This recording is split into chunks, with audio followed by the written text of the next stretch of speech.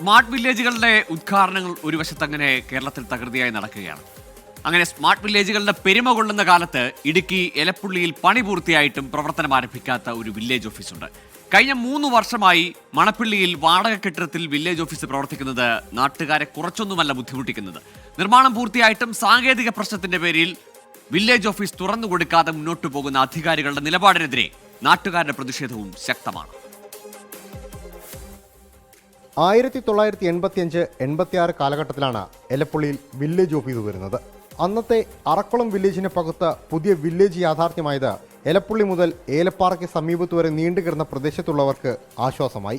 കാലപ്പഴക്കത്താൽ കെട്ടിടത്തിന് പ്രശ്നങ്ങൾ ഉണ്ടായതോടെയാണ് പുതിയ കെട്ടിടം നിർമ്മിക്കാനും അതുവരെ വാടക കെട്ടിടത്തിലേക്ക് മാറാനും തീരുമാനമായത്. 40 ലക്ഷം രൂപ മുടക്കി പുതിയ രൂപത്തിലും ഭാവത്തിലും കെട്ടിടം പണിതെങ്കിലും കഴിഞ്ഞ 3 കൊല്ലമായി വാടക കെട്ടിടത്തിലാണ് എലപ്പുള്ളിയിലെ വില്ലേജ് ഓഫീസിന്റെ പ്രവർത്തനം. മുകളിലെ സിറ്റിയിൽ ഭാഗത്ത് വാടകയ്ക്കായിരുന്നു. ചാച്ചനാണ് 5 സ്ഥലം സൗജന്യമായിട്ട് കൊടുത്താണ്. അത് ഞാൻ പുതിയ കെട്ടിടം പണിത് ഇവിടെ തുടങ്ങിയതാണ്. 2007 ഇവിടെ തുടങ്ങിയതാണ്. അത് കഴിഞ്ഞ് ഇത് കെട്ടിടം മോശമായപ്പോൾ ഇച്ചിരി ചോർച്ചയൊക്കെ തുടങ്ങിയപ്പം പുതിയ കെട്ടിടത്തിന് ഫണ്ട് അനുവദിച്ചു 40 ലക്ഷം രൂപ അനുവദിച്ചെന്നാണ് എൻ്റെ അറിവ്. 2 വർഷമായി പുതിയ കെട്ടിടം ഇങ്ങനെ തന്നെ നിൽക്കുന്നു. കരാർ തുക മതിയായില്ല എന്ന് പറഞ്ഞ് കരാറുകാരൻ ഒഴിഞ്ഞുവെന്നാണ് ആക്ഷേപം. 4 ലക്ഷത്തിന് വീട് നിർമ്മിക്കാൻ പറയുന്ന സർക്കാർ 40 ലക്ഷം രൂപ മുടക്കിയിട്ടും വില്ലേജ് ഓഫീസ് നിർമ്മാണം പൂർത്തിയാക്കിയില്ല എന്നാണ് നാട്ടുകാരുടെ ആക്ഷേപം.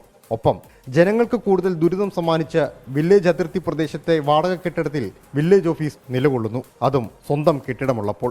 ഇപ്പോൾ ഈ കെട്ടിടം പണി കഴിഞ്ഞിട്ട് തന്നെ 3 കൊല്ലത്തോളമായിട്ടുണ്ട്. നിലവിൽ കരാറുകാരന് തുക തികഞ്ഞില്ലെന്നാണ് പറയുന്നത്. ഒരു പാവപ്പെട്ടവരുടെ ഒരു ലൈഫിലുള്ളൊരു വീട് പണിയണമെങ്കിൽ 4 ലക്ഷം രൂപയാണ് കൊടുക്കുന്നത്. ആ 4 ലക്ഷം രൂപയുടെ വീട് പണിത് പൂർത്തിയാക്കിയാൽ മാത്രമേ 4 ലക്ഷം രൂപ കൊടുക്കുള്ളൂ. നിലവിൽ ഈ കാണുന്ന ഈ കെട്ടിടത്തിന് 40 ലക്ഷം രൂപയുടെ മുകളിൽ കൊടുത്തിട്ടുണ്ട് ഇപ്പം നിലവിൽ. എന്നിട്ടും ഫണ്ട് തികഞ്ഞില്ല എന്നൊക്കെയാണ് പറയുന്നത്. ഇതാണ് അവസ്ഥ. ഇപ്പോൾ ഈ വില്ലേജിൻ്റെ ഏറ്റവും താഴത്തെ ഭാഗത്താണ് പോയി വാടകയ്ക്ക് എടുത്തുകൊണ്ടിരിക്കുന്നത്. അവിടെ മുതലുള്ള ആൾക്കാർ, പുള്ളിക്കാനം വരെയുള്ള ആൾക്കാർ മുഴുവൻ ഇതിനകത്ത് ഇവിടെ വന്ന് അവിടെ പോയി ബുദ്ധിമുട്ടണം. ഇതിൻ്റെ ഭാഗത്ത് കൂടെ പോയി 2 വർഷമായി ആരും തിരിഞ്ഞു നോക്കാത്ത കെട്ടിടത്തിന് താമസിയാതെ നാശം സംഭവിക്കുമെന്നാണ് നാട്ടുകാരുടെ ആവലാതി. ഇതിനോടകം തന്നെ നിരവധി പ്രതിഷേധങ്ങളും പ്രക്ഷോഭങ്ങളും വില്ലേജ് ഓഫീസിനായി നടന്നെങ്കിലും ഒന്നും ഫലം കണ്ടില്ല. അപേക്ഷയും ആവശ്യവും കണ്ടതായി അധികൃതരും ഭാവിക്കുന്നില്ല.